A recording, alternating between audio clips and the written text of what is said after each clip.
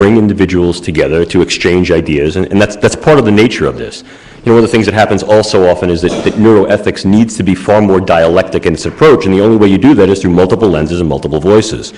So our goal here in doing this today was to really, in fact, create as much of a forum for that as possible. Perhaps in part is a template of how this stuff might actually need to be done in the real world of developing neuroethics that then is useful for informing policy, and then, as we'll hear momentarily from Mike Swetnam, how ethics and policy and law comport along something of a valuable continuum that helps to guide what we do and what we don't.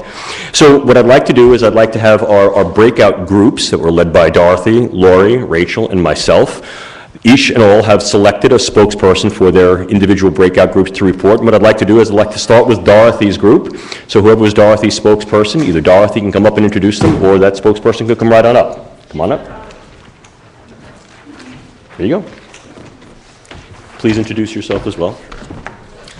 Hi, my name is Jeffrey Tallis, and I am a graduate student at Georgetown in the Complementary and Alternative Medicine program. Unfortunately, I had the pleasure of having Dr. Giordano as my professor for most of the year. So, let's see. So what we talked about, let's see. Standards in neuroethics should be flexible and start out very broad and narrow down over time as we sort of decide and identify what it is about neuroethics that is important and should be emphasized more. So what I said was we should make a giant Google Doc and sort of have edits welcome in that way. Neuroethics training should be a multi-pronged approach. As one of our panelists mentioned, the use of theatrical techniques to increase the ability for scientists to be more communicative and be more effective in their communication. Let's see. Topics that would be covered in such a neuroethics course or field of study would be diversity, research ethics, consciousness, biology is destiny, and the human algorithm, one of our group members mentioned, treatment versus enablement versus enhancement, and animals and research.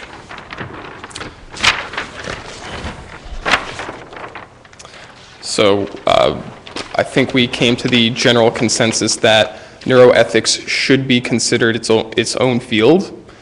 Trying to summarize what we have here. So we would have input not only from the professors and current higher up individuals that sort of know the most about neuroethics, neuroscience, and ethics, come together to put together a general sort of list of guidelines to follow for any program looking to incorporate neuroethics into their curriculum. I was definitely a big fan of what Rachel Wurzman was talking about earlier with the triple helix approach. So I think that's very important and should be taken into consideration when looking at neuroethics as its own field. Focus is distinctive to promote exposure to this field. So it should also, what was brought up earlier was an integration of the topic of ethics and neuroethics sort of dispersed throughout the curriculum in multiple disciplines.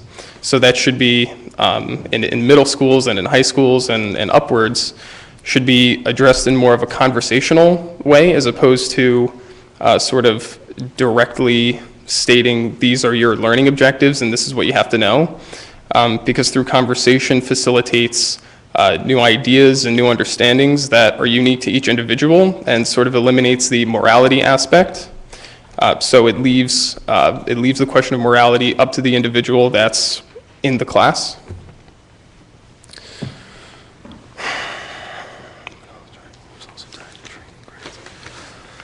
Let's see.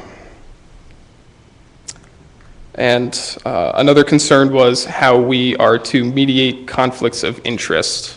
That was another big topic of discussion. And that's all I can understand from these notes for now. So, thank you. Thanks a lot, Jeff. If I can get a group from Laurie's group? Spokesperson from Laurie's group?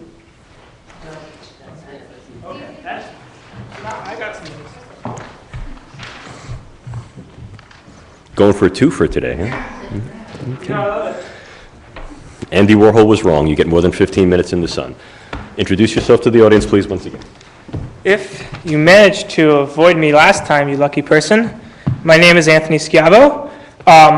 We began our discussion with question 1, should there be general standards in neuroethics, and we found that it was important to define the setting that these standards would apply to. But overall, I think we talked more about who should make the standards, and we had a lot of inputs, a lot of suggestions, and we identified people in the government, health professionals, and professionals in fields such as biology and pharmacology, neuroscientists, educators both at the collegiate and necessarily the high school or lower levels, but also, interestingly, advocacy groups, not just for people who are part of perhaps the medical system, such as who are directly receiving these neuroscience techniques, but also as neuroscience becomes increasingly commercialized, advocacy groups for consumers, as well as the general public, as well as people more in the medical system. We then looked at question 2, what should be included in neuroethics and training, and we sort of broke that down into various levels. So we looked first at graduate students. We focused on the need for them to work in realistic scenarios. We identified that often if there is ethics training, it is often in scenarios that are not nuanced enough. This person did this research and did some terrible, terrible thing. Is that ethical? No, it's not. But real-world scenarios are typically a lot more nuanced, and there's a need to engage in discussion and engage in these sorts of things at the graduate student level so that they are prepared to handle those scenarios when they arise in the real world. We then looked at faculty as a group that needed to have neuroethics education, and we identified grant funding and the policy that drives grant funding as a tool, as really the tool to affect the thinking and the actions of these faculty, because they need to expand ethics, not just the ethics of research, do I have a conflict of interests, but into the broader ethics of what are the ethical impacts of my research if completed, and that is an area that is lacking right now, but policy and funding can be a tool to improve that. And lastly, we talked about the public as a group that needing to receive ethics education, neuroethics education. We didn't really get to finish this discussion, so it's something we could talk about in this forum. But there were questions that were raised: does the public does they need neuroethics education? To what level, and who is responsible for providing that? And that's sort of what we talked about. Great. Thanks a lot, Anthony.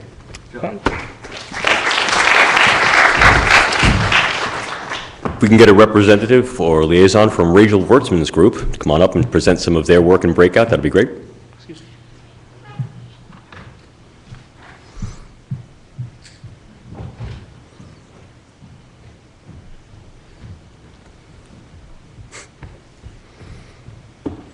Be sure to introduce yourself.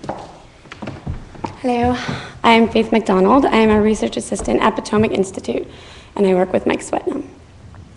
With any new technology, responsibility lies in ethical dissemination. Context, critical thinking, and broad knowledge are essential to neurotechnology and neuroethics. We mostly discussed questions 5 and 6. We need to answer the question, what does the tech do and what does it offer? It's important for leaders and scientists to have a sophisticated understanding of the mechanisms of the new tech and then communicate that impact and implications properly to the public. That way, you can encourage and allow the public to make that sort of determination for themselves. But how can neuroethics education raise the ability of the people to better understand? There are several opportunities to harness interest and initiate ethical dialogue. We discussed the part played by the entertainment industry, the media, and then education.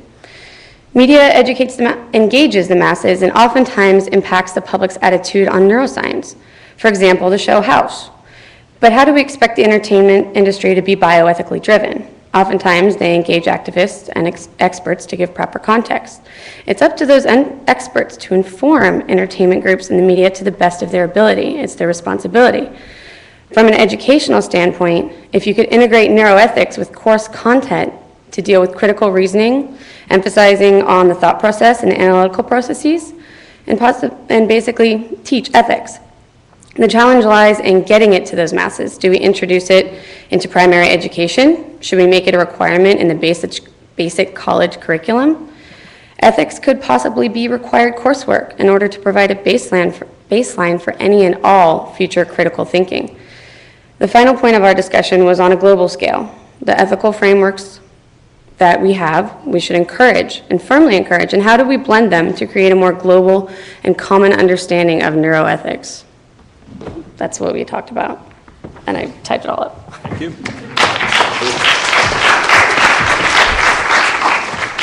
Here to present an overview of what we did in my group is Justin Rossi. I've had the opportunity to know Justin for a number of years. He was a Science and Policy Fellow, a visiting scholar at the Potomac Institute for a number of years, and I'm pleased to have Justin working with me now this summer at Georgetown University as he gets into the PhD portion of his MD PhD studies in Florida. Justin. All right, so in our group, as I'm sure many of your groups were privileged to also have, we had a nice mix of students from a range of different disciplines, and also basically medical student, undergraduate from a classical background, classical studies, and also graduate students in neuroscience. So we were privileged to have that group as well as educators. So this is very interesting because we focus, of course, on the education issue, what should be included in neuroethics education, and the extent of that education, and also the value of it broadly. So let's see, I want to make sure that we, I want to summarize basically the style that we went through this. Dr. Giordano presented basically dividing the two groups. So we had the students and the educators, and it was very interesting to get the perspective of students. So going around the room, we were able to identify the value to an education and then have the educators input to say, okay, wow, I haven't given given a public presentation in quite some time now, so give me a moment.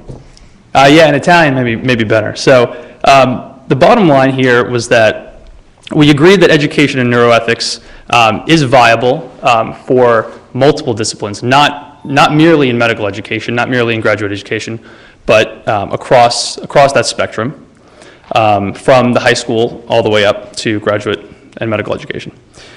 We said that neuroethics should not be seen solely in the context of a siloed discipline. While we recognize that there's value to neuroethics alone, being studied on its own merits, we recognize that curricular integration of neuroethical issues and concepts has value across the educational domain. But the educator's input was very valuable here in saying that this would require a substantial curricular integration and review. So essentially mapping of the curriculum across the spectrum of, for example, medical education. You might say that you could integrate neuroethical concepts in something like basic science and anatomy all the way up until looking at clinical cases with patients. We emphasize that a top-down and bottom-up approach would be very valuable. Let's see. We also discussed the concept of neuroethical competencies. That was something I don't think was brought up in the panel discussion, but we sort of explored this as a means of essentially assessing the educational programs in neuroethics. Let's see. That's essentially the summation of our group. Works for me. All right.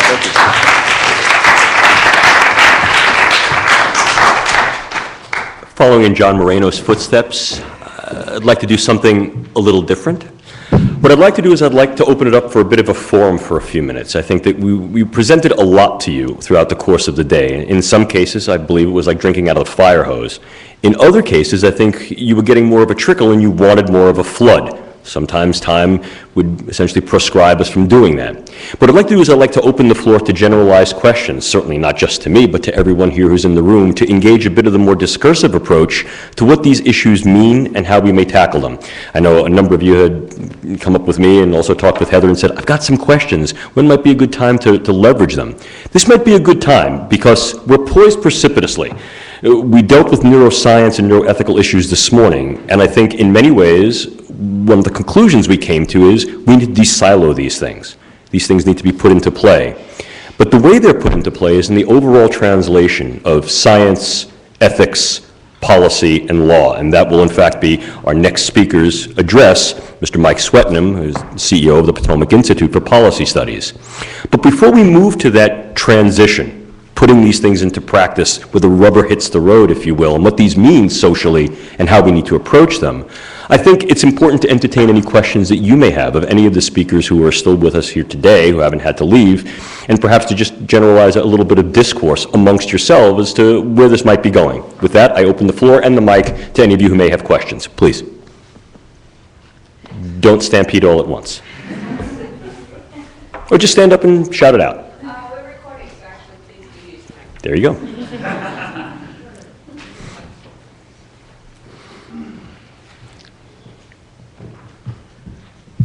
So I'm still formulating my question in my head, but essentially I was interested in this morning one of the speakers mentioned that the 3C framework in which two of the C's were consent and consequences. So my question is, I'm super interested in individual variability, and there are norms for behavior, for neuroanatomy, there are norms for everything, population norms.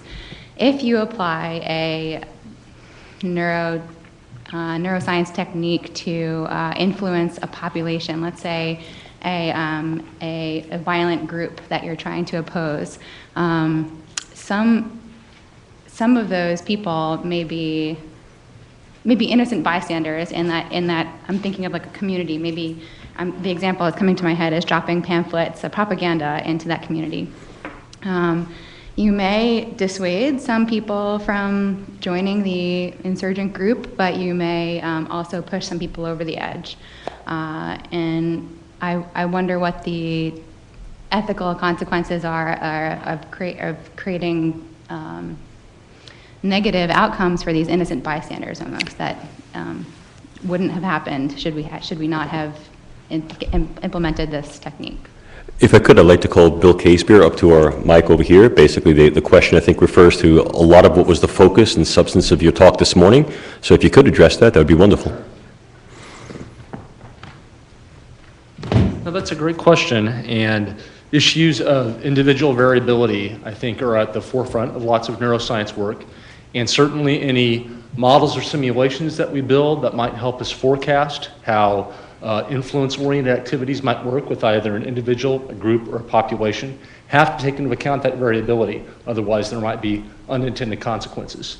Now, having said that, the way that I think we should in general think about information operations in the military context isn't one that is freighted quite as ideologically as a word like propaganda is, right? So if you'll think back to the Tuareg tribesmen that I kicked off my presentation with, I don't see the tools that we're developing that might be informed by how the brain processes narratives, for instance, is being used to enable us to speak untruth to power, right? Rather, I see these kinds of tools as helping us take into account individual variability so we can speak truth to power, so that we can tell a story that is more true and that itself prevents others who don't have the best interests of these populations in mind from being exploited by those who might have be a little bit closer to the source in terms of cultural familiarity with narratives, right? So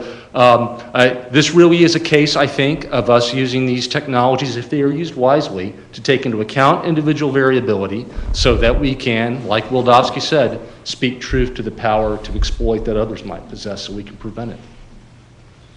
Very good. Question?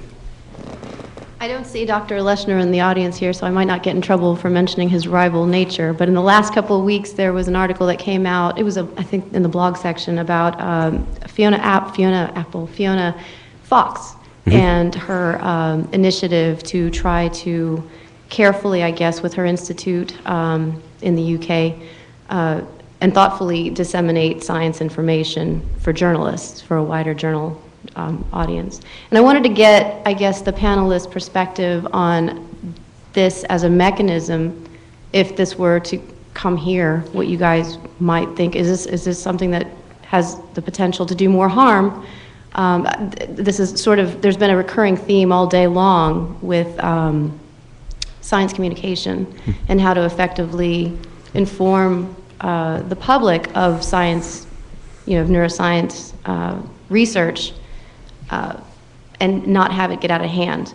So it was I don't know if you know about the institute or not in the UK. So I don't know if everybody does, but if you do have some thoughts, I'd be curious to hear about it. Well, if you'd like, just sort of give a brief overview of the type of things she's attempting to do and some of the pushback that she's also encountered, just to acquaint the audience with that, because they may want to comment. Having read just the article, I don't have too much in depth to say. I mean, as I understand it, what she's trying to do is she has a group of scientists that she has as her go-to panel to carefully weigh science, research, and to issue commentary. And I guess this is her sort of, I guess it's almost like a fact-finding, like a truth-seeking kind of attempt to, as somebody said this morning, to separate the wheat from the chaff. Actually, I did hear that Fiona Apple will be releasing a new album called Neuroethics in the near future, too. I dated myself with that one, didn't I? I'm right with you.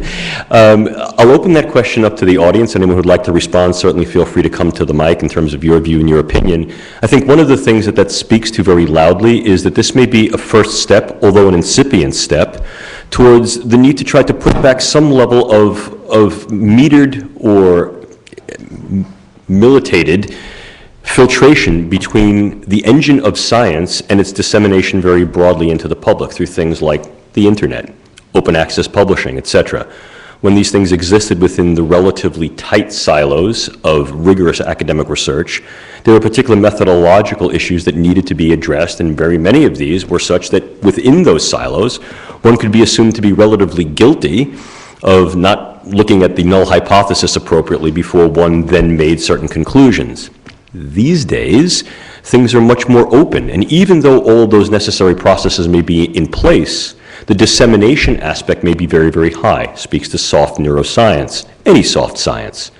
The question here is whether or not Fox's group is really providing the type of expertise that is the adequate type of filtration we may need as a go-to resource. Do we need to build those filters back in? And the question then becomes, as we tendered this morning, is this something that represents a task and challenge and opportunity for neuroethics as an arm of neuroscience and neurotechnology? Not only to effectively inform policy and law, as you'll hear momentarily, but also to more broadly, in fact, inform the public so as they can be involved in this discourse. I don't know the answer to the question, but it's certainly a viable enough issue.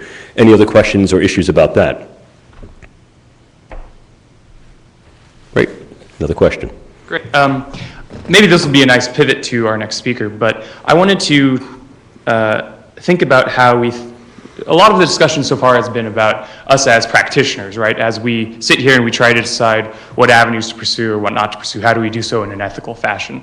I'd like to talk about how that might happen as we behave as regulators, right? As we think about what we tell people they cannot do.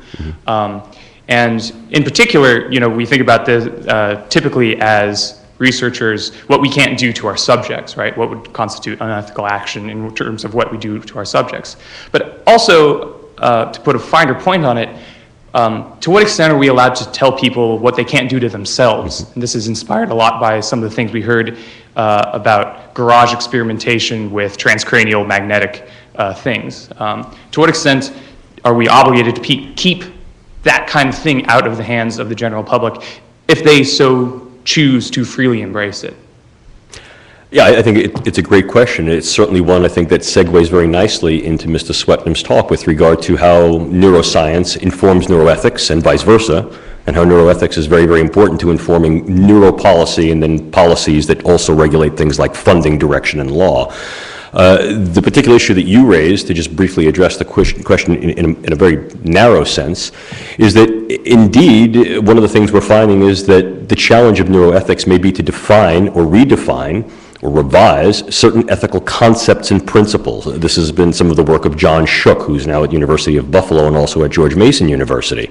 In our particular group, we talked about cosmopolitanism, not necessarily as the sine qua non of a form of ethical address, but one that recognizes that there are different views as to what might be norms, what might be standards, and how these may change based upon scientific and technological enablement and empowerment. So the question then becomes, well, what does an informed public mean? How much information is necessary? How much is sufficient? And then what are the rules, regulations, guidance, and governances that we would need to put on any form of science and technology let loose as a viable public good, which is the underlying philosophical approach to what science and technology fulfills? What do those goods mean when we go to embrace them in not only a social sense, but very often a commoditized sense? I don't know the answer to that, but I think that there have been a number of approaches that have at very least oriented towards one or two clicks off of the center line as this needs to be a viable problem as we move forward. And as Mr. Swetnam will show you momentarily, I think what this really bespeaks is the momentum of the field. In some ways, it carried an impetus forward. It's carried a bit of inertia that has come forward from the ELSI project, that has come forward from the instantiation of bioethics. But in other ways, it's new. It's created its own momentum. And it's done so in a way that has, I think, very drastically illustrated that there may be some discontinuities and alignments between the pace of scientific discovery and advancement and the ability of governances, guidances, policies, and laws to keep pace. Our next speaker this afternoon is, in fact, Mr. Michael Swetnam. Now, again, a bit of parochiality and self-disclosure. Mike is not only a colleague, but also a good friend who basically opened his doors at the Potomac Institute to me some 4.5 years ago, because at the Potomac Institute, they were wise enough to recognize that the sort of neuro was going to be a game changer, a grand challenge, big science, not necessarily for that first decade coming right out of the congressionally declared decade of the brain, but more of a bow wave that really needed to gain something of that forward momentum and then be propelled upon this cognitive crest. Mike Swetnam will address that. Mike was nice enough to open the door to me. I was at the Potomac Institute for 4 years full-time, and I continue to work there as a senior fellow. Mike Swetnam will address how neuroscience and neurotechnology represents a wave of the future and how that translates into viable ethics policies and law. Please welcome our next speaker, Mr. Mike Swetnam.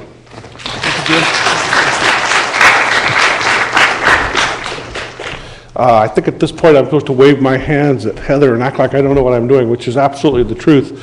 I want to first start by thanking AAAS and the Fellows Program here at AAAS for giving us this forum, hosting this tremendous gathering, bringing you together to once again address issues of the most important, I think, to the nation, the issues concerning a new science. And so the effort that AAAS puts into forums like this and addressing these issues is really, I can't say enough about how important it is.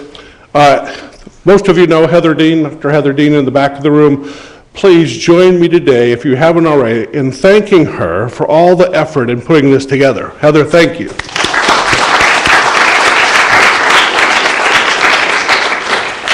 Jim, all the other presenters and all the people that participated today, thank you for doing all you've done to address these issues.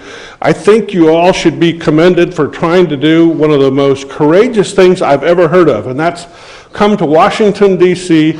in the heart of the summer, less than a mile from Capitol Hill, and talk about ethics. It's that's a very, very brave thing to do in Washington, D.C. You're among the few who understand what ethics mean in this town.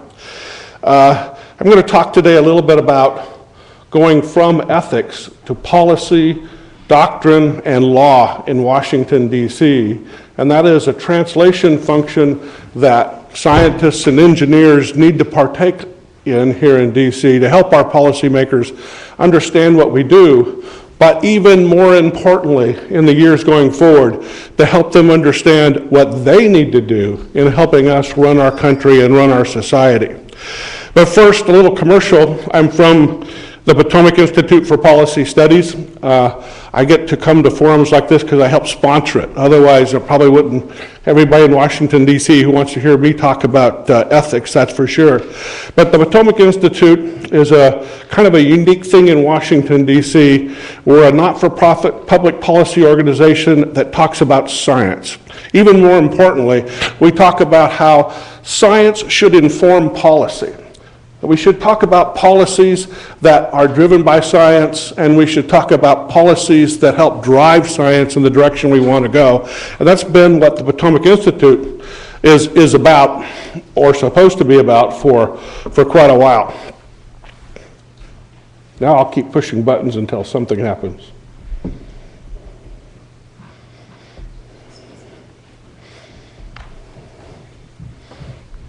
Yes, I am incompetent, Heather. Sorry, it's actually down here. Keyboard. Human interface. As I said, science and technology policy at the Potomac Institute means a couple different things. It means that we should talk about and help our policymakers develop policies that drive science in directions that we, the scientists and the engineers, think are most beneficial. We have to help our policymakers understand which sciences need funding and which sciences don't. Even more important, however, in Washington, D.C., is helping policymakers understand that we can actually base policy and law on rational understanding of nature, our universe, and our society.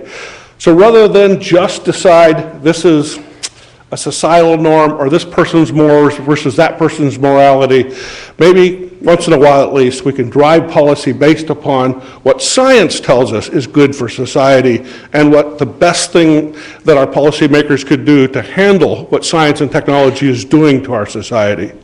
To do that, it helps an awful lot to know where's the science going, who's doing what fields are taking off, what fields are stagnant, but even more important, what areas of science are likely to come along and change every part of our life in the next several years, next several decades that we didn't see coming a decade or two or three ago. So trending and understanding science is the beginning of strategic thought, of strategic planning, is the beginning of helping policymakers in our society deal with science. And this is an issue that probably, I think, our scientists and engineers need as much help with as policymakers do. We tend to underplay the impact that our profession is having on the human race.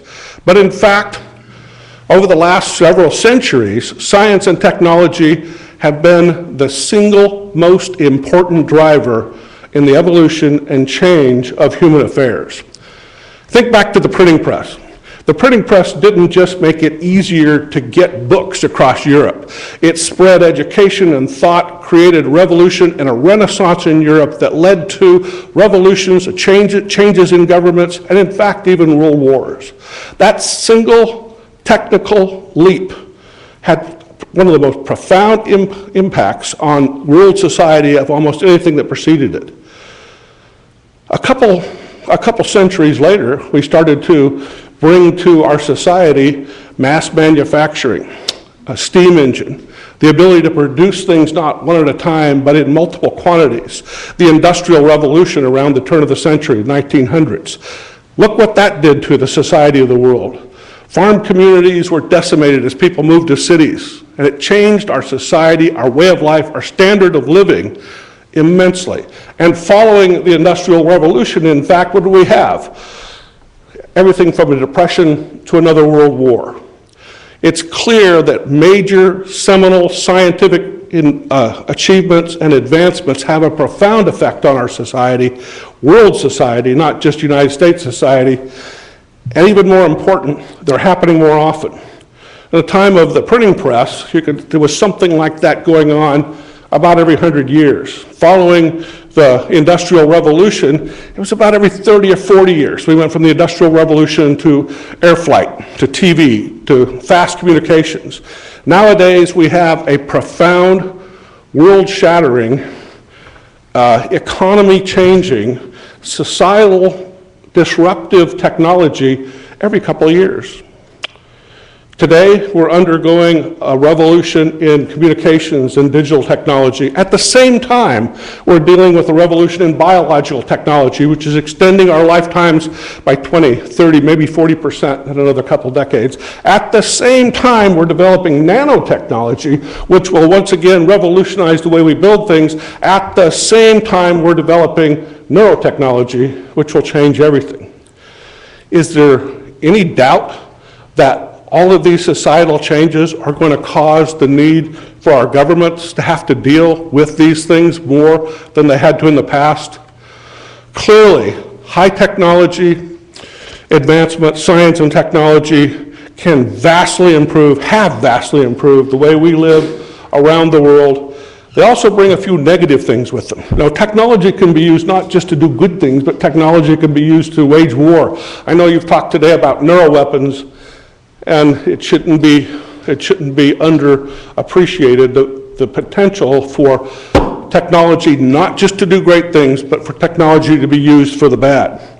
Developing effective policy and law, it's important. It begins with ethics and an ethical understanding, but then it has to go to policy and law to govern, control, and manage and direct the output of these technologies is absolutely critical. The development and understanding of the atom and what it could do for us in power and in weaponry had to immediately be preceded by policy to control the spread of nuclear weapons, or we probably wouldn't be here today. I will try and make the case to you today that that's as true, if not more true, on neurotechnology. So, how good are we at dealing with these things? How good is our government at dealing with these things? Over the last 50 years, the number of laws coming out of Congress has decreased precipitously. This chart is a long-running trend. It's been true since the beginning of the United States, but it's a trend that should scare you. We're actually enacting fewer laws. Now, there's a lot of people who say, that's a really good thing. We don't need any more help from Washington, D.C. And to a large extent, that's probably true if the laws are passing take money out of my pocket. But if we need legislation, regulation, and policy to control technologies that might hurt us, or if we need regulation and policy to advocate and encourage science and technology that could help us, well, then I need these guys to do a better job. But at the same time that we're doing less policy, we're doing a lot more science. A lot more science. This is just one measure of science across the world, the number of patents that we release every year. Now, if I start to combine these two things, the trends in technology, science and technology, and the trends in government, I end up with some really conflicting arrows. Science is going up, policy is going down, and we probably have a tremendous issue with the ability of our policy to catch up and deal with the impacts of our society. Look what happened after we invented the printing press. It did lead to a tremendous renaissance and a set of revolutions throughout Europe and then the rest of the world. And the human race, society, had a few hundred years to catch up with it. Look what happened after the Industrial Revolution in the 1880s, 1890s, and 1900s. We had mass migrations of people from farms into cities that changed the way the human race in the modern world operated. And we had a few decades to change our laws and our policy to deal with larger cities, everything from suburbs to mass transportation. And even then it was hard. It takes time to do policy. I would contend to you today that the timing today is a real problem. The trends are that the science and technology is getting harder, more complex. Few of our leaders are technologists. These things are really tough for them. Why were there, real number, why were there 43 pieces of legislation offered last year on cyber technology and the control of IT and cyber crime? 43 pieces of legislation, all very, very different, because there was a very, very different set of understandings of the problems and the potential solutions up on Capitol Hill. These are tough problems. And, oh, by the way, this process, particularly in the United States, was designed to be deliberative. We designed our process to go slow and methodically so that we would think these things through. We didn't want Congress passing a law today and repealing it tomorrow and changing it the day after. We wanted these things to be deliberative and thoughtful. So the process was meant to be slow. Now it's complex. The people involved doing it are representatives, aren't technologists, and they have a process which is deliberative. And they're being faced with these problems by technology on the time frame of every 18 months or 2 years. Clearly, they're overwhelmed. Clearly, many issues are not being addressed. So therefore, I come to one of the key points of today, and that is, what is our obligation to help them? What is our obligation to help them understand? What is our obligation to help them develop policy, understand the issues, and develop the policy? I'll note that most parts of government have formal science and technology advisory boards. The U.S. Congress really doesn't. And I'm going to talk in a few minutes about how Congress really works, how the Washington, D.C. really works, and how we can, all of us, be part of that advisory board of the U.S. Congress if we choose to do so. So, is it broken? Is Washington, D.C. in stalemate? As you hear on the news, anybody who pays any attention to the news will come away thinking that, gosh, this city is in the worst shape it's ever been. And it's not really true, okay? Things happen in Washington today. Laws are getting passed. Issues are being dealt with.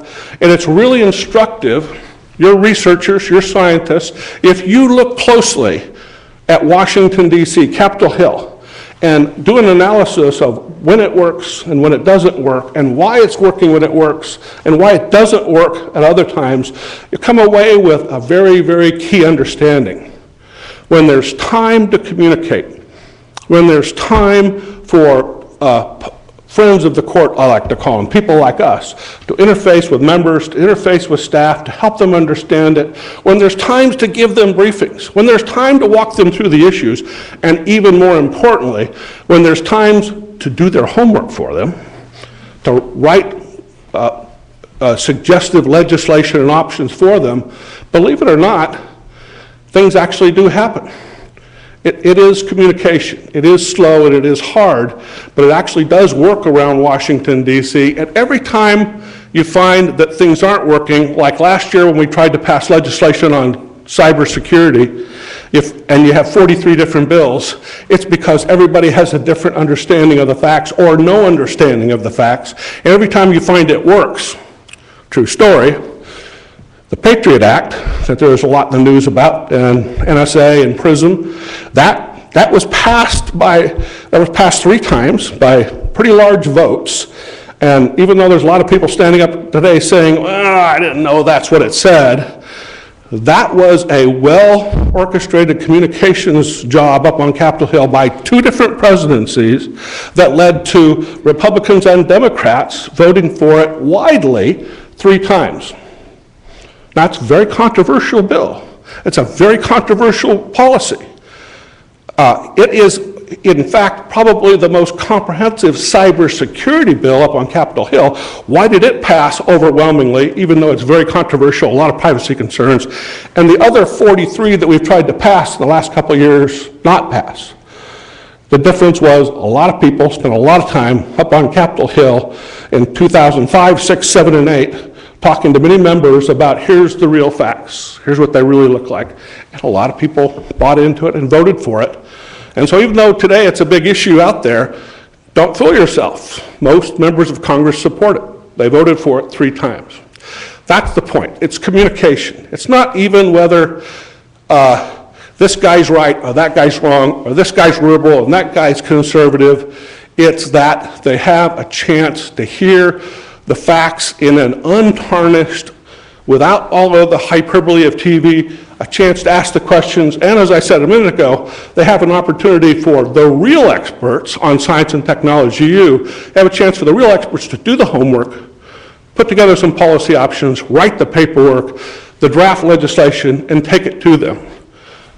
How many of you think that members of Congress sit down and write legislation? Okay. In my 40 years in town, I can't think of a real example of that happening. Sometimes staff writes legislation. Almost always, legislation is written by the advocacy groups, the think tanks, the people around Washington that I call friends of the court, who are concerned enough to study the issue and do the homework for Congress and write the legislation. If you want to have an impact in this town, become an expert, write the legislation for your senator, and he might just use it, or she might just use it. That brings us back to what this meeting is all about. Neurotechnology, and very revolutionary science and technologies that are changing everything. I really feel strongly that we need organizations like AAAS helping to do the job that AAAS does, helping to support organizations like OSTP who have need for your expertise, to look at the impacts of new sciences and technologies that are changing everything. And not just changing everything in a way that's good and it's kumbaya and we should just get on board and enjoy it, but changing everything in a way that we need to think about whether that calls for new policy, new legislation, and the reverse of that, think about what should we invest in. A lot of technologies out there right now. There's a lot happening. It's really important to be thoughtful about where we put our national treasure, and it's important that we put it in things that we think will nationally benefit us the right way. That's hard. That's science and technology policy. The reason to scream about it now, probably more than ever, as I said a minute ago, is we have a couple things going on. We've got this big digital revolution going on right now, which it's hard for those of us living in the middle of it, and there are a lot of young faces in the crowd. That's really good. You didn't see the beginning of it. Us old folks are having trouble with the end of it. Let's put both of those visions together. In the beginning, every senior person above the grade of like lieutenant had a secretary, and there were typing pools. And things were communicated across organizations bigger than 10 people by letters and memos. And this took a lot of time. Today, none of that exists. There's a few administrative assistants at the senior level, but there's no secretaries and there's no typing pools. And memos and letters, you know, I can text almost anybody in the organization. Organizations back then were hierarchical. Okay, if I was a junior guy, to get to the senior person, I had to go through like 4 levels. That's 4 levels of memos, briefings. Today, the receptionist at the Potomac Institute has been buzzing me while I'm up here talking the whole time, and there are no levels. Everything's flat nowadays. Technology's done that to us. Even more importantly, and this is a big point, that's an effect on our organizations, that's an effect on the way we operate. Here's a bigger point. It used to be that I can set up a business, 10, 20, 30 people, and I'm selling locally. If I wanted to sell nationally, I had to build warehouses across the United States, own trucks, a lot of infrastructure and a lot of money to build a national corporation. Worse, if I wanted to be an international corporation, I had to have facilities and warehouses all across the world. And I had to have the ability to ship stuff all over the world. Do you know what it takes to be an international corporation today? A FedEx account. That's all it takes, okay? I don't need all that infrastructure. FedEx will store the stuff for me, deliver the stuff for me, and all that infrastructure that I used to have a whole 15 or 20 years ago, I don't need today. That's what I mean when I say a science, a technology that 30, 40 years ago was in the laboratory, today has profoundly changed every way we work and live. Don't tell me we don't need new legislation for the digital world. Of course we do.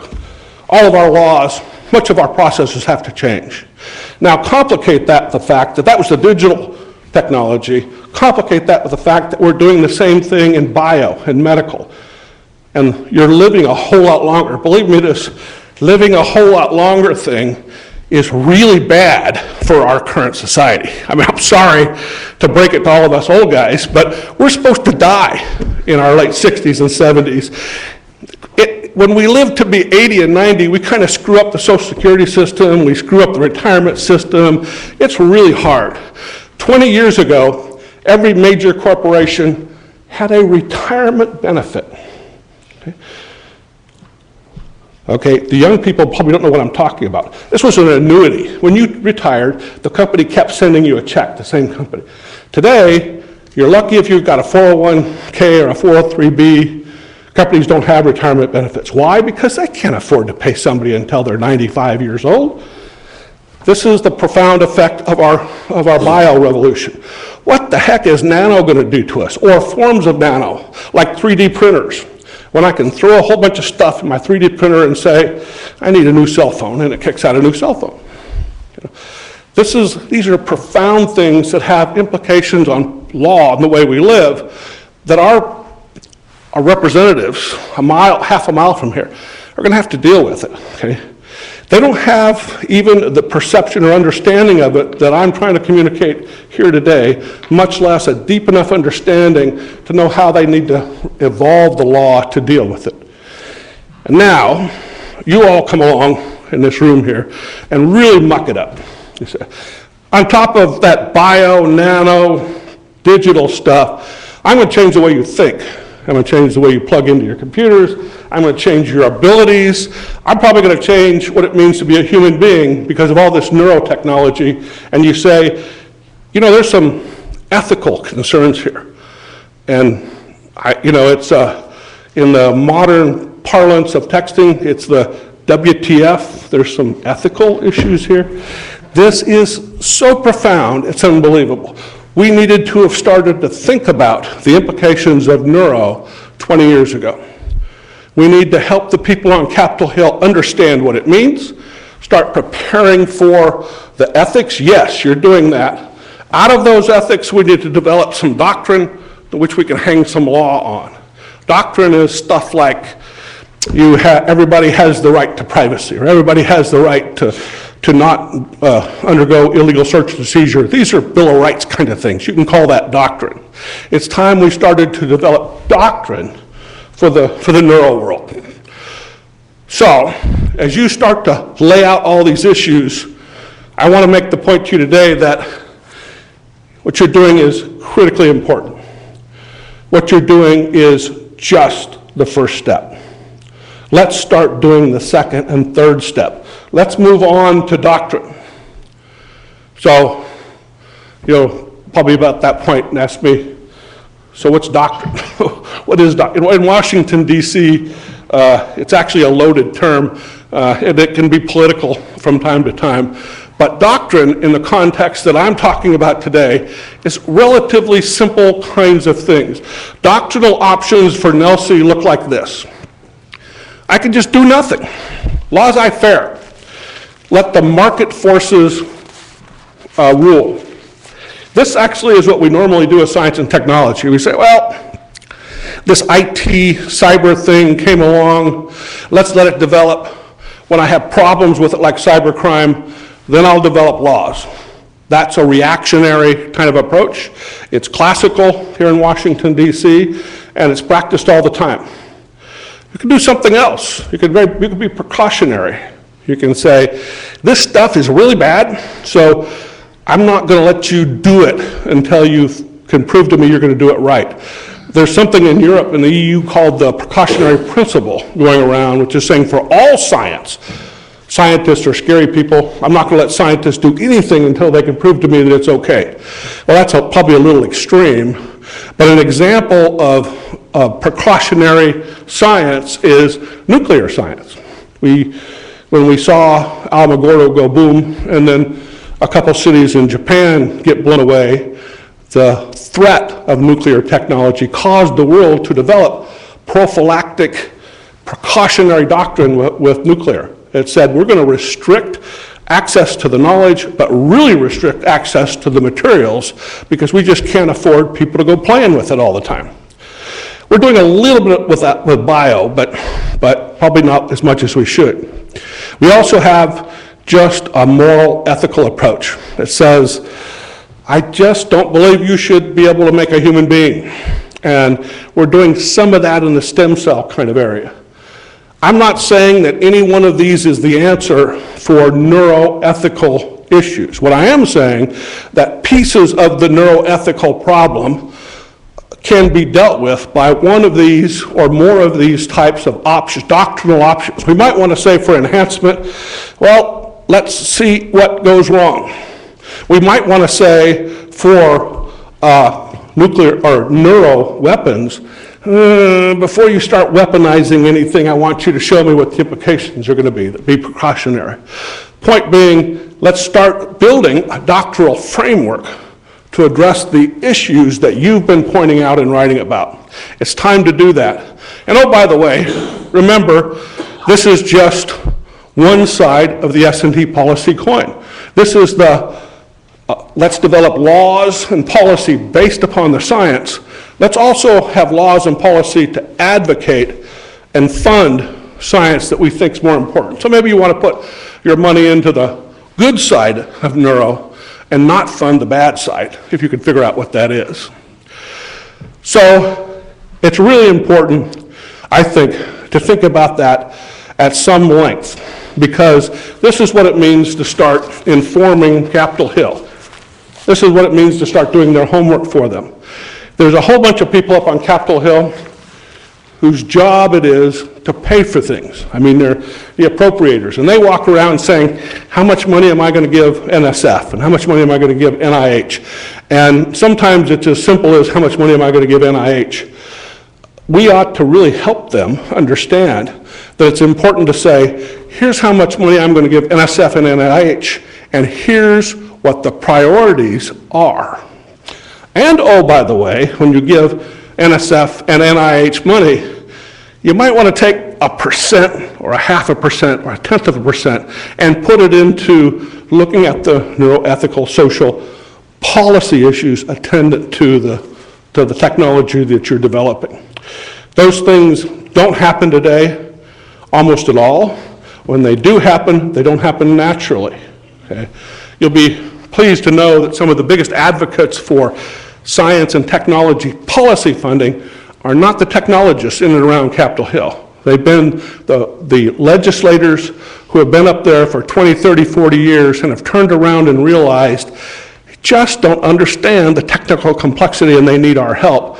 And so they're pushing for funding of this type of research so they can get some of the good homework done for them. We ought to help them. That's our next step. Those are the things we need to go do. But, and I heard this mentioned a couple times today, oversight, enforcement. This is really critical. If we can figure out what we want to do, that's a big if. If we can figure out what we want to do in neuro, then how are we going to, besides recommending funding, how are we going to make sure that it gets taken care of, that it's policed? Self-regulating works in a lot of professions. In some places it doesn't. Government regulation works to some degree, but in other degrees it doesn't. International regulation and norms work.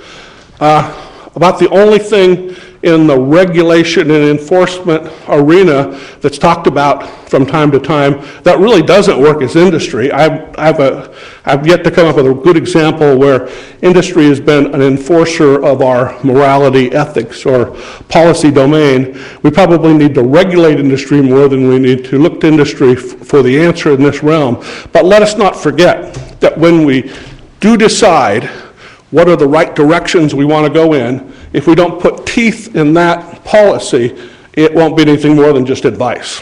It won't happen. So what do we do? What's the next step forward? You've done the most, or begun some of the most critical steps, which is thinking through the ethical issues. Now let's think about the legal issues. Let's think about the social issues. Let's create the public debate.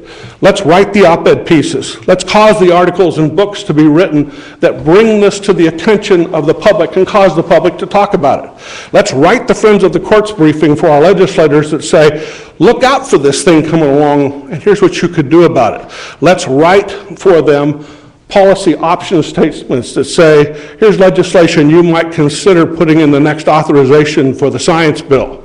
Let's help write even executive orders that we can advocate to the administration that says, consider this position when you go forward. Yes, there's a lot of political advocacy groups around Washington, D.C., and the tension between them on Capitol Hill is part of the process. It's a little easier, I think, for scientists and technologists because most of what we do should be pretty easy to distinguish from political activities. I mean, good science doesn't come riding in on a donkey or an elephant. Good science ought to stand on its own. So science advocacy in Washington, D.C. should be one of the few really nonpartisan things going on. And it, oh, by the way, should be something that I think lots of us should aspire to because it's badly needed. So my spiel, if you will, my entire presentation today is to encourage you all to think about how we go the next step, not just because it's badly needed here in Washington, D.C., but mostly because when it really gets bad and we need options for science and technology, the people who will have thought about it the longest, the people who will have the brain power and the investment in helping to come up with the answers will surely include the people in this room.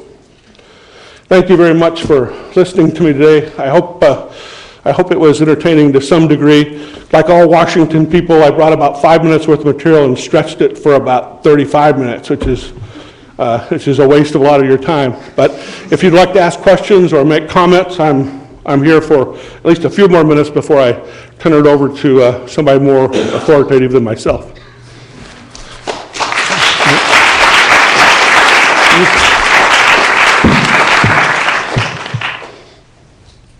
No rocks? No rotten tomatoes?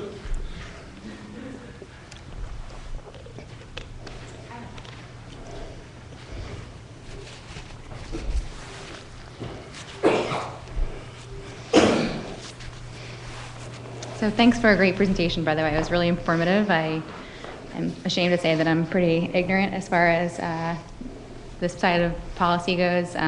Living in Washington, that's really sad. But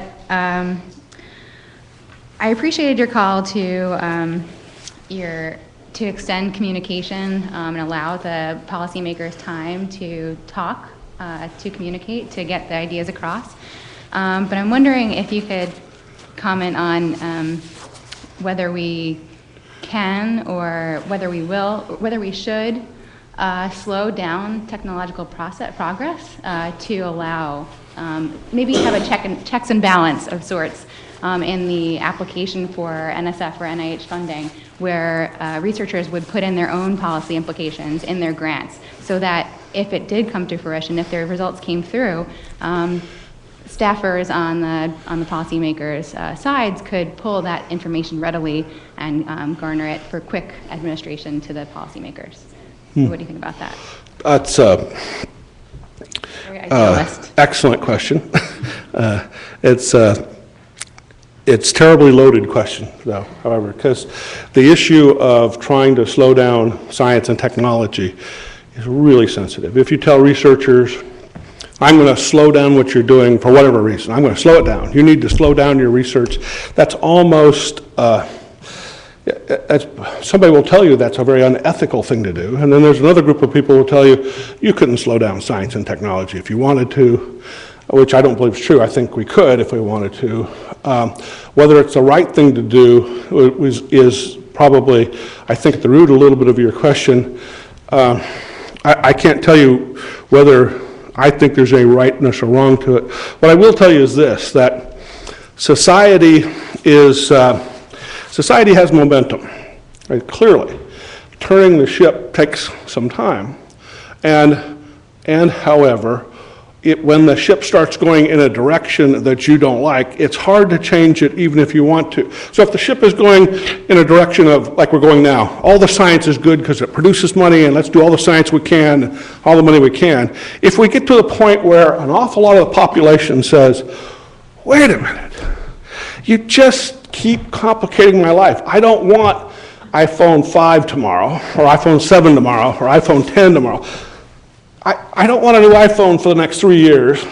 And if you get a societal movement that says slow down, whether it's right or not, whether you think it can be done or not, you're going to have a political movement that says we're just going too fast in technology. Now, will that come because we're causing lots of societal problems? I don't know. It's more likely to come because we produce a technology that has some profoundly bad pieces to it that causes the population to say, we've let those scientists alone too long. We need to keep a better eye on them. All of this is really hard. I said your question is loaded. This is tough. I think that some of these dynamics are starting to happen in our society, and the best way for us to deal with them as scientists and technologists is to help our society discuss, understand, and deal with the issues before they get into the mode of having to react to the issues. Because we always react a little, as a society, we react in ways that are always uncomfortable and probably overdo it. I hope it doesn't get to that point. But there's lots of signs out there that we are approaching a point where people are going to say, stop doing that. Don't let those scientists alone. The precautionary principle movement in Europe is a caution sign.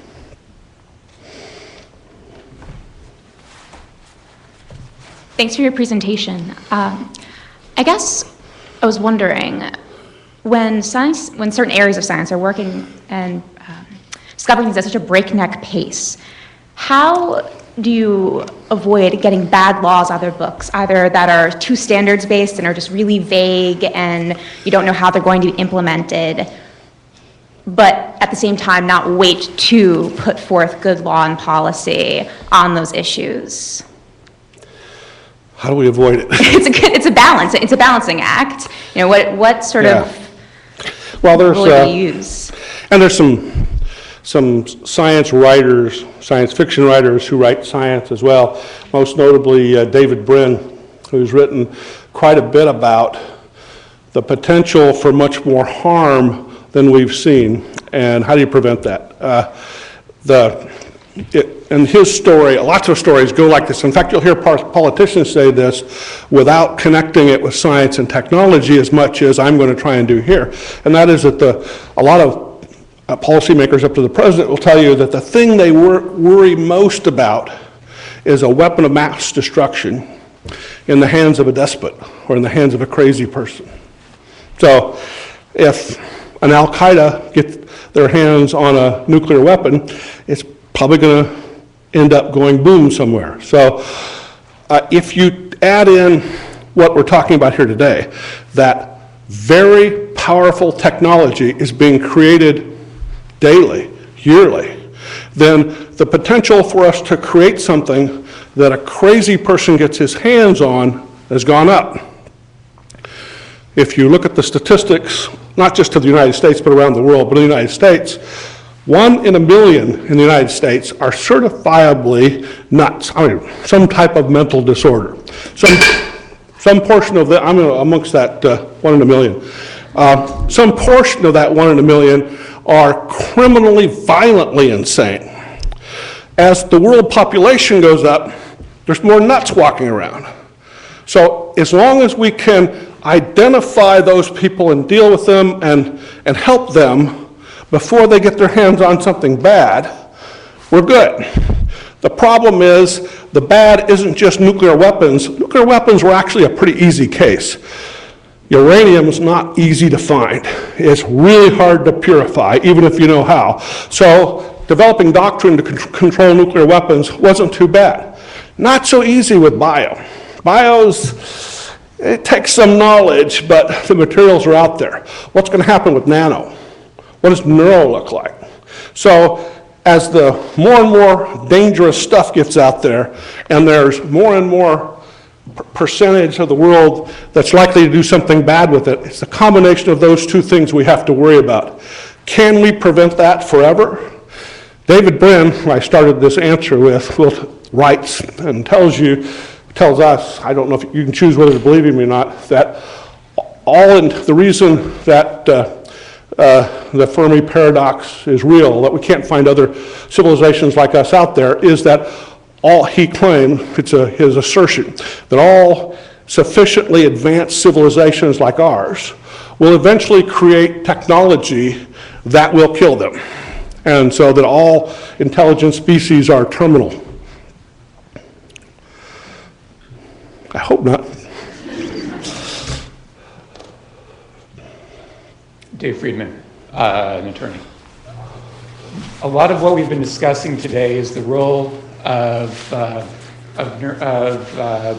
scientists and shareholders in trying to spread the word about neuroethics and related issues.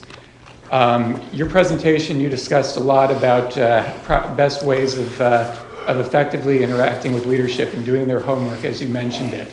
Yeah. It's a very common phenomenon that like enjoys to see like, and a lot of these incitations are for the community to step forward and become better advocates, to write legislation, to become basically leaders and to take the leadership mantle. And I was wondering if you could address to a number of people who've spent a lifetime dedicating themselves to learning and to pursuing science and not leadership. Just some general points about what leadership offers science and the roles it has and the obligations it has to promote these issues on its own. Yeah, that's a wonderful question and a wonderful topic, and thank you for that, because that's a little bit of where I think the Potomac Institute tries to live in the personnel realm, that if you want to do science and technology policy, you need scientists who want to do policy. And so if they're a really good scientist, at what point do they get in their career where they're so crazy that they want to go deal with this morass of unethical, undisciplined, unrational people up on Capitol Hill who are more concerned with political issues? I have to be real careful I don't blurt out all of the right, left-wing phrases of the day. The truth is that there are a few people who often, when they get to be very senior in the science realm, become really concerned with the implications of what they're doing, and they become policy motivated. Those are a few people, and they're hard to find. But when you find them, they're some of the most valuable people in the world. You find them at places like in Washington. You'll find them, if they're inside the administration, you'll find them at places like OSTP. You'll find them at places like AAAS, and you'll find a couple at Potomac Institute. We've begun, however, at the Institute to believe that if we think this is really important, if we think this policy driven by science is a really important thing, well, then we need people who are putting their career into doing that. And they need to start from an early age, learning how to be a good scientist and how to apply that to policy and really go do it. The premise is, I hope you'll buy into this, because this is what this presentation is all about, that one of the biggest, if not the biggest, societal driver in the world today is science and technology. If you believe that's the case, then scientists and technologists need to do policy as a profession, as a skill, as something they're going to do their entire life and study and become experts at it. It means they have to be a real scientist, really understand that world, continue to do it enough to be good at it, and also understand the vagaries of policy, not as an academic pursuit, policy as it's done and practiced in Washington, D.C. that turns into real legislation and law. We're trying to grow those people. So you saw an advertisement at the beginning of the briefing for CREST fellowships, very much like a AAAS fellowship. It's a one-year thing at the Potomac Institute. We're looking for postdocs, young PhDs, and I will do everything I can the year or two that you're in a fellowship there to so ruin you as a scientist that you can't go back. The concept is to turn you into a Washington, D.C. animal. We need a cadre of people who not only understand this, but do it professionally. Do you know the people who are Washington professionals? They're on K Street, about a block from here, and they're lobbyists. And they're hired hands. And they'll work Capitol Hill and do the things I talked to you about. Friends of the Court briefing, write the legislation for a fee for industry. Or their association, they're doing it for the team workers or whatever. We're trying to grow a cadre of, I wouldn't call them lobbyists, I'd call them Washington, D.C. professionals who are working the Washington, D.C. system for science and technology, because science and technology is the #1 driver.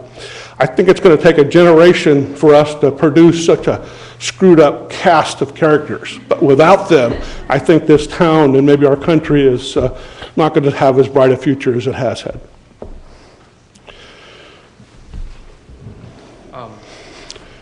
Thank you very much. My name is Chang Liu. I'm currently a student at St. John's College in Maryland. I have a question about your presentation. You said that there are many policy options, such as creating a public debate or getting into the advocacy groups to help do the homework for the Congress. And I think these options work for a democratic society, a deliberative society. And what about in consideration of other political systems in the world, such as China, which is said to be relying on high technologies to solve many of the social or technological problems. So I was thinking whether science itself can be neutral or progressive or non-neutral. Do you have any comments in light of that? The politician will tell you that nothing is neutral, but that's not true. But there's a couple answers. I have a couple answers, probably lots of answers to the question, but I have a couple responses at least to what you said. The first is that we have to always, in our conversation with politicians, carefully remind them that we have a great system going, political system in the United States here. We may think that it's one of the best or the best going now. That doesn't mean that as a species we can't come up with a better form from time to time, particularly in regards to how we use technology to empower our government. One of the last bastions of our society, poorly touched by the information technology revolution, is the U.S. Congress. You know, they use cell phones, but they tweet a little bit, but they still all have secretaries. I mean, we really need to help them use technology more. But in a broader context, you're probably right. If you look back to the Federalist Papers that were the foundation of the U.S. Constitution and the Bill of Rights today, you'll see that our real founders who wrote those documents talked about how the real goal, the utopian vision, the real shining light on the hill was a democracy. And they defined democracy in the old Greek definition of democracy as in one man, one vote. Of course, it's just impossible in 1776 for all of the landowners, the only people who were citizens at the time, to vote. I mean, it couldn't bring them all together every year to vote on everything. So it kind of invented this thing they called a republic. We have representatives representing us. But you know, technology's changing that a little bit. And maybe we should think broader in terms of how we implement the same ideals, the same government, with new technology that will allow us to be a little bit better as a country than we are today. I think this sounds for old fuddy-duddies like me as, oh gosh, you mean you might think of getting away with getting rid of parts of Congress or legislatures? I think the younger generation that votes, they either like or don't like something on Facebook, every day, all the time, gets this. And I don't think we're many generations away from a more pure form of democracy. Sweep that all aside. That's my nice patriotic speech. You mentioned China. One of the things you want to do if you're a science and technology policy house is you want to study things like government, which aren't really science and technology, but study them with the rigor as if they were science. And I think if you study China, as a lot of people are doing today, and Pat Cheatham in the audience here, Crest Fellow Pat Cheatham at the Potomac Institute does this. He's fluent and lives in China, and he's studying the Chinese example. The Chinese leadership are all but 2 of them are technologists. All but 4 of them are PhD level technologists. 94% of the entire ruling class through the military, even down through the provinces in China, have technical training. This is an interesting capitalistic system developing there. It's kind of not really a totalitarian government. It's a capitalistic totalitarian government that allows freedoms to the extent that the capitalistic system works, driven by technologists. It's going to be very interesting to see how the China experiment evolves in the world stage of government. They may have something to teach us, or they may have something to scare us. I think it bears very close watching. Gee, we've covered everything, including China. Hi, I'm Dorothy Jones-Davis. I'm a AAAS fellow. My question is, how do you scale up? So going back to the question before last with scientists, obviously we can't turn every scientist into a science and technology policy fellow, although between the Potomac Institute and AAAS, they'd be happy to. How do you take sort of, it's tagging along his question, how do you take bench scientists and really scale up the importance of the things that you've outlined here? I almost wish that I could put you on a bus and make you go around to different institutions to explain the importance, because I sort of try to do that sort of ambassadorily too when I go to talk at places. I'm like, this is the importance of science policy. But I think that some scientists get it deeply, and when funding is cut, they really get it, but not always. And so how do you scale up, or what do you envision to scale up? And specifically, I guess, in the context of neuroethics or neuroscience and neuroscience policy? The answer to that question is you spending a year at a Crest Fellowship at the Potomac Institute. Well, it's really hard. Having a conversation with the public, not just our politicians, but with the public, is an important point that I like to make about Washington, D.C. after a handful of decades here working with people on Capitol Hill. The only thing wrong with the representatives on Capitol Hill, they really are a representative population of our society. So there's as many nuts and crazy and off-the-wall people up there as you'll find in any city, and communicating with them is just as hard. I will tell you very darkly that we're a society in America that reacts. We're not strategic. We don't plan well, we react. It's really good to look back and say, gosh, I really wish we had figured out how to put better security into the internet, into the TCP/IP format when we developed it. It would sure be really cool if we had done that back then. Now, it's really great to say, I wish I had had the FBI and the CIA exchanging information before 9/11. We're reactive. So there's only a few proven, I think, or mostly successful ways in communicating and going forward and talking to people. One of them around Washington, D.C.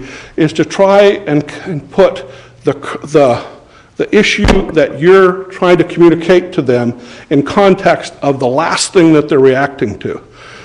They like to fight the last war. So when we talk to them about neuro, it's really hard to describe what might happen with neuro. It's really easy to describe what is happening in cyber today. We're losing our privacy moment by moment in the cyber realm. You really need to think about that, do something about it in the neuro realm. They understand the cyber realm because they're reacting to it today.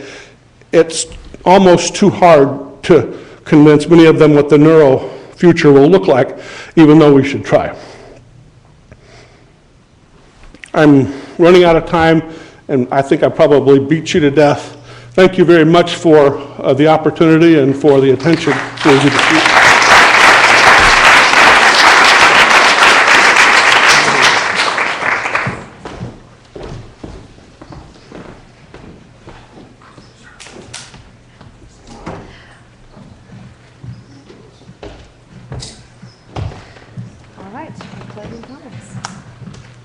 Well, Mike doesn't know my family. I think the crazy ratio is closer to 1 in 3 than 1 in a million.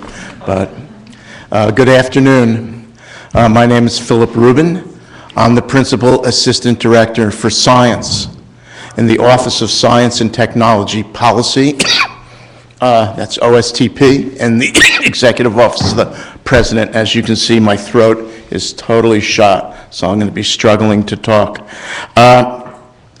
Let me start by thanking people. I want to thank the Potomac Institute for Policy Studies.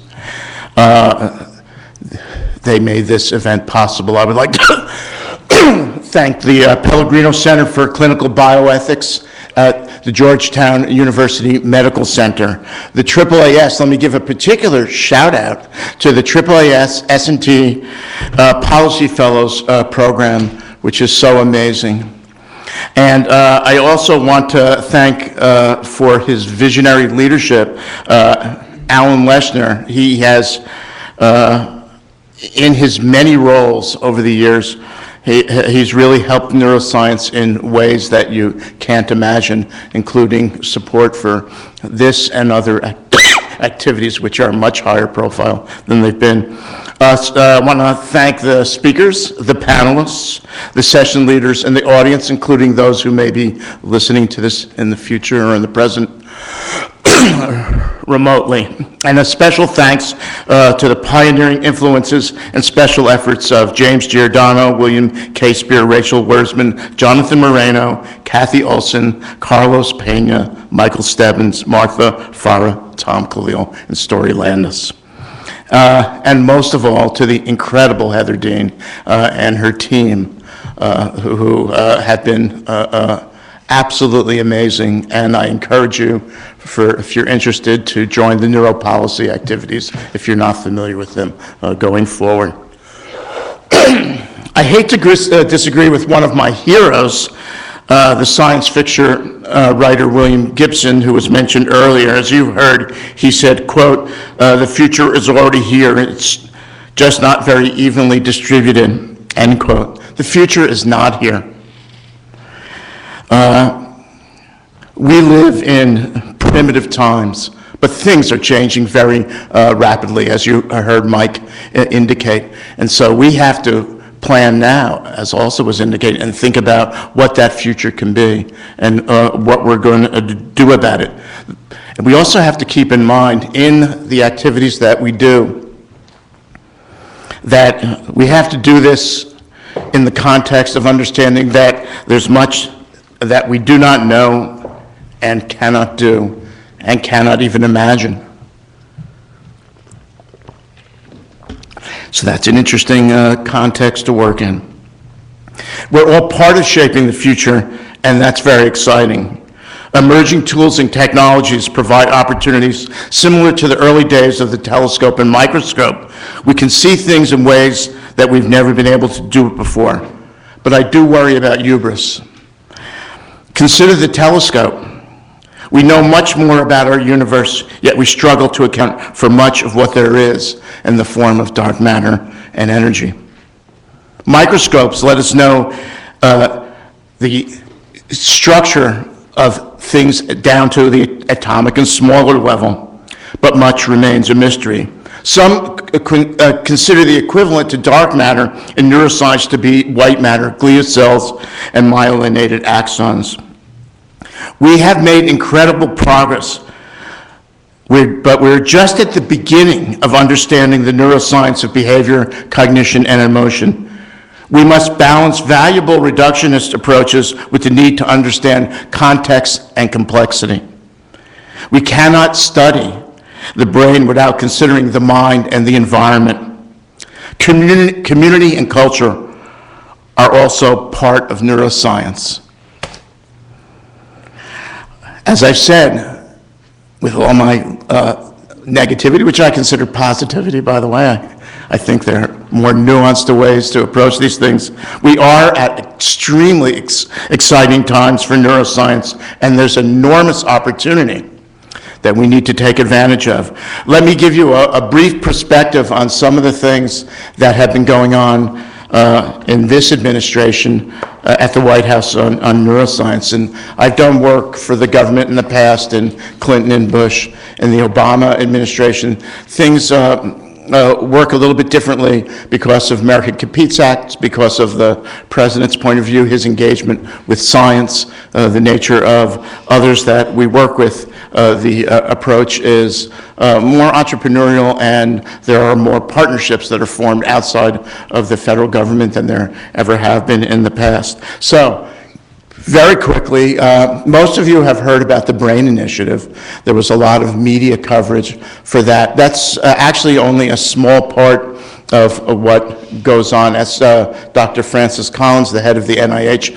pointed out here, actually, in this room, at the unrolling of the budget that happens every year, and he was asked by a reporter, well, don't you think, we're kind of over-investing in the BRAIN Initiative? And he pointed out that the 2014 investment for the NIH in the BRAIN Initiative is about $40 million. They're not the biggest investor. DARPA's investing more. And you have to understand the context that annually the NIH spends $5 billion on neuroscience. So the BRAIN Initiative is actually a very small, focused activity. It's a grand challenge about ambitious but achievable goals, and I'll get back to that. Before I talk a little bit more about BRAIN Initiative, I want to mention a few other highlights very briefly.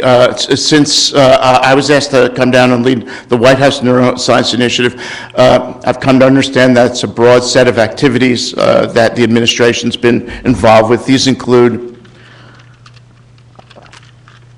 the National Alzheimer's Plan for Action, the lead on that, which that's congressionally mandated, money attached to it a couple of years ago, going forward, and an incredible problem that we have to confront as a nation, both in terms of science, medicine, impacts on our society, and future economic costs. And of course, Alzheimer's is just one of over 200 neurodegenerative diseases. As we do better in the world of medicine in areas like heart disease, cancer, we have an aging population. And there are some famous figures. You're not seeing it because I'm not doing any PowerPoint, showing what happens as you start to live longer and the potential costs at the same time. Caregiver population is not living as long for other reasons and has other attendant costs. The economic impacts could be profound for societies, but this is not just about the economics. It's about many, many, many issues. But clearly, neurodegenerative disease,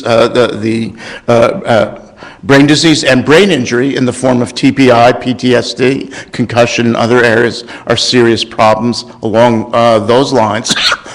Excuse me, particularly the TBI, PTSD. In August of last year,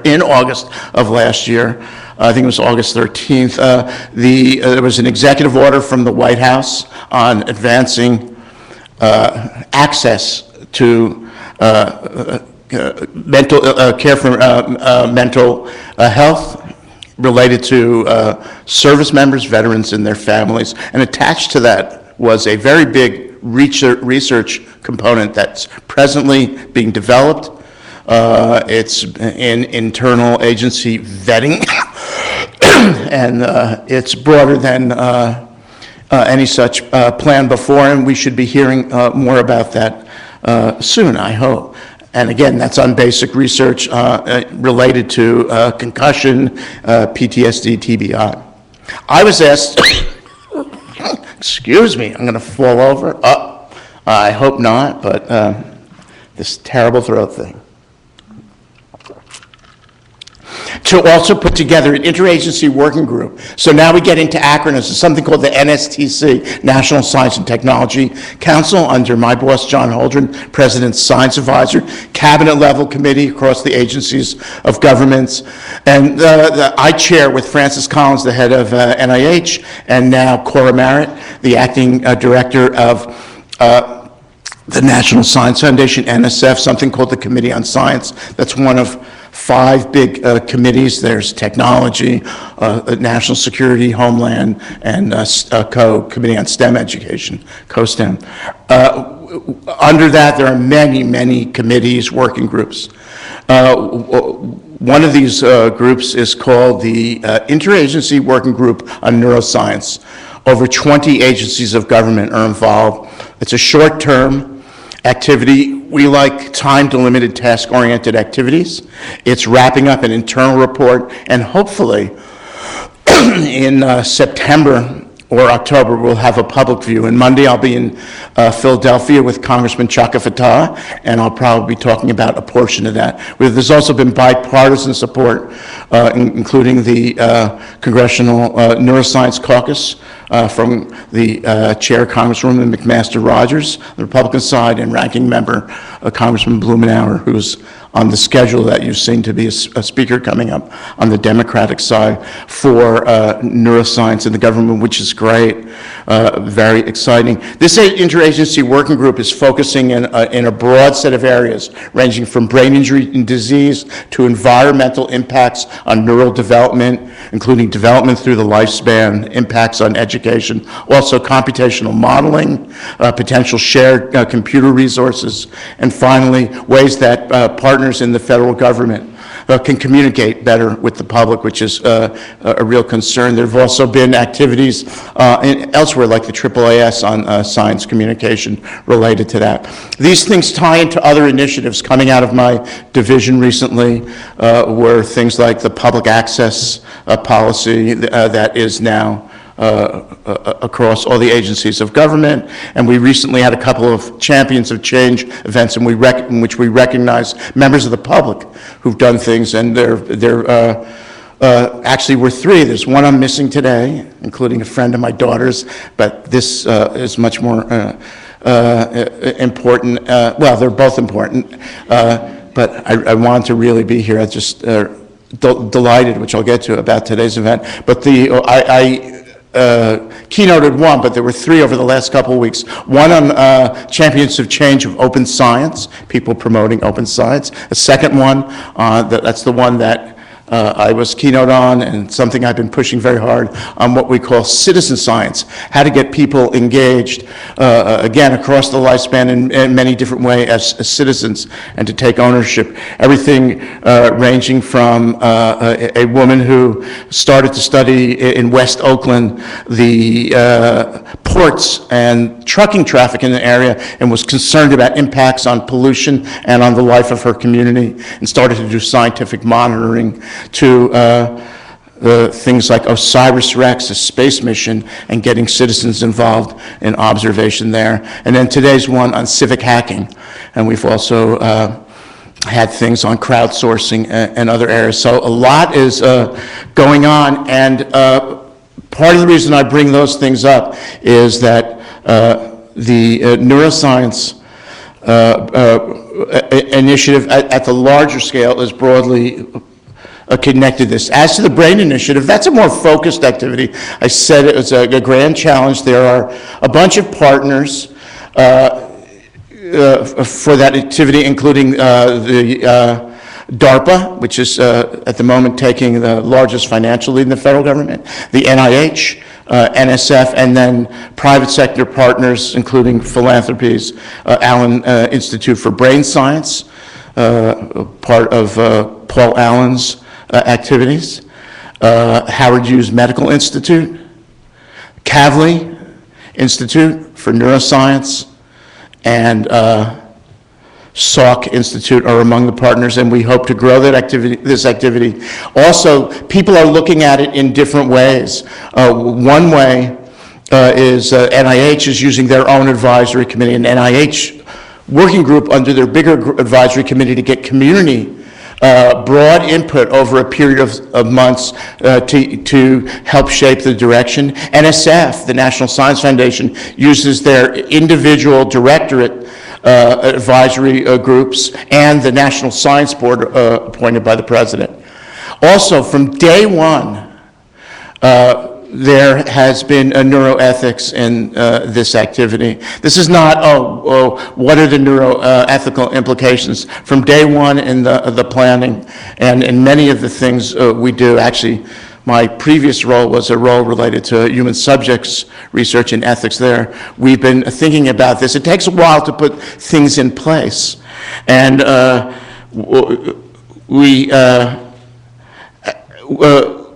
when the President rolled this out in April in the East Room of the White House, he mentioned that he wanted his Bioethics Commission to take the lead in this. That's chaired by Amy Gutman, who's the president of the University of Pennsylvania. We've met with her a couple times.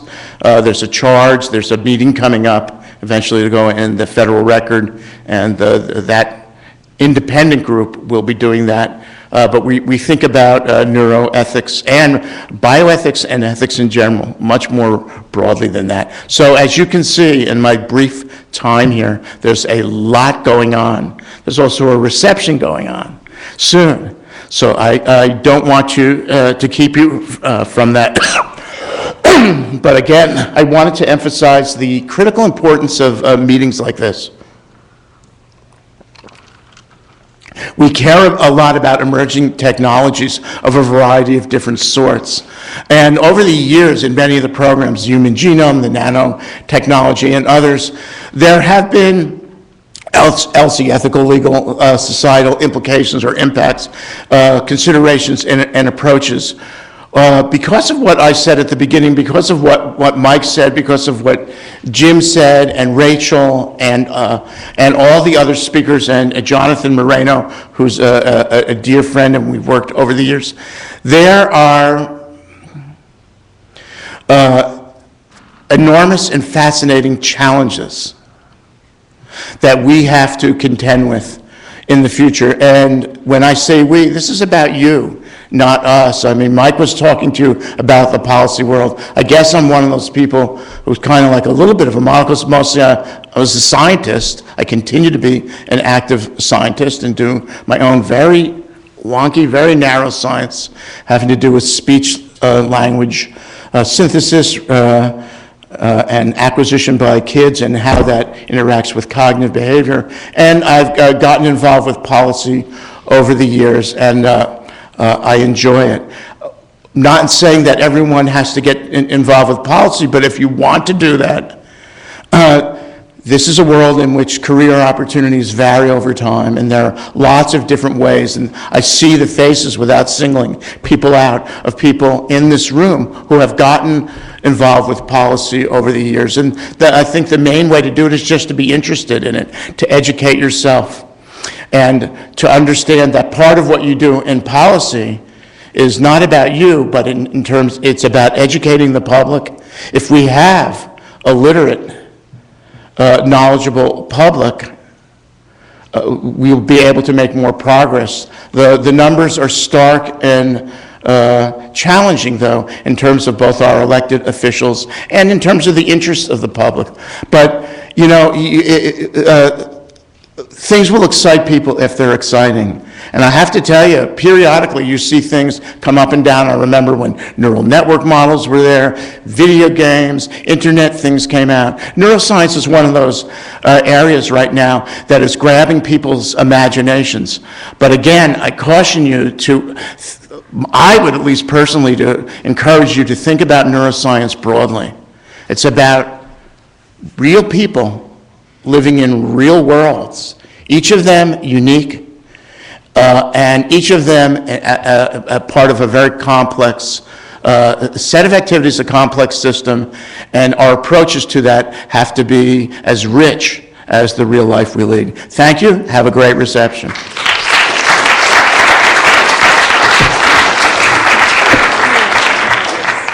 I'm going to take a couple. Okay. Thank you so much. to everyone for sticking with us for today. It's been a fascinating set of discussions. I hope you'll agree.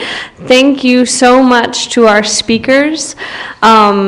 This has been, I think every one of our speakers has been absolutely terrific. I have a few shout outs. Dorothy and Lori, could you stand up just for a minute? These are my co-leaders, Dorothy Jones-Davis and Lori Stepanek. This would not have happened without a team effort. And speaking of which, Jennifer Buss, please stand up. She has, from Potomac Institute, she has done so much to help put this together. Again, it would not have helped. It would not have happened without her help. And Sherry Lovelace for putting together our wonderful bio book and the agenda. She made everything look lovely and professional, and I really appreciate everything she's done. Thank you to Barry Williams. I think he might be standing in the back from AAAS, who has really from the AAAS side helped us put everything together here. Thank you to Matt Cook, who has done our webcasting. I really appreciate that. And all of this is recorded and will be available online. I believe it will be posted at Potomac, possibly also at AAAS and at the International Neuroethics Society. And thanks again, and I don't want to keep you from the reception any longer. I hope we can continue these wonderful conversations over some wine and beer and some snacks. Thank you.